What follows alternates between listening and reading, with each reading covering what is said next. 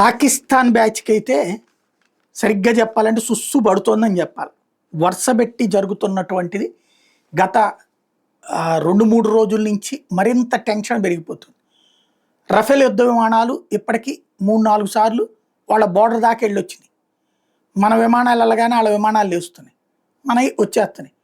మొదట్లో అయితే మేము గెలిచామని చెప్పుకున్నారు, కానీ దాని వెనకాల ఏదో వ్యూహం ఉందని అర్థమైంది. ఎందుకంటే అప్పట్లో బాలాకోట్ మీద అటాక్ చేసేటప్పుడు కూడా ఇట్లాగే విన్యాసాలు చేసుకుంటూ వచ్చారు.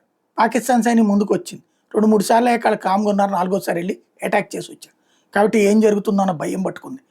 ఇంకోవైపున రాజస్థాన్, గుజరాత్ లాంటి చోట్లన భారత్ మొహరింపులు పటిష్టం చేయటం, దానికి తోడుగా సరిహద్దు ప్రాంతాలన్నిట్లలో కూడా ప్రత్యేకమైనటువంటి ఎయిర్ డిఫెన్స్ సిస్టమ్స్ని సెట్ చేసేయటం, అలాగే దేశంలోని కీలకమైనటువంటి ప్రదేశాల్లో ఇప్పటికే హైవేల మీదన యుద్ధ విమానాలు దించి చూస్తుండటం, ఇవన్నీ చూస్తుంటే పాకిస్తాన్కి మతిపోతోంది. ఏదో మనం పంపించాం, ప్రపంచమంతా మళ్ళీ కాశ్మీర్ విషయం చర్చించుకునేలా చేసాం, భారత్లోకి పెట్టుబడులు పెట్టే వాళ్ళని భయపడేలా చేసాం, ఆర్థికంగా టెన్షన్ పెడదాం అనుకున్నాం, అది అయిపోయింది.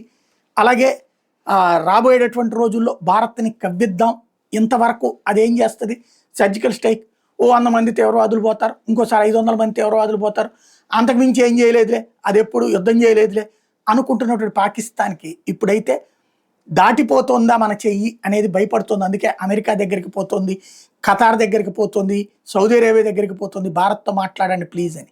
ఏం జరుగుతుందో చూడాలి.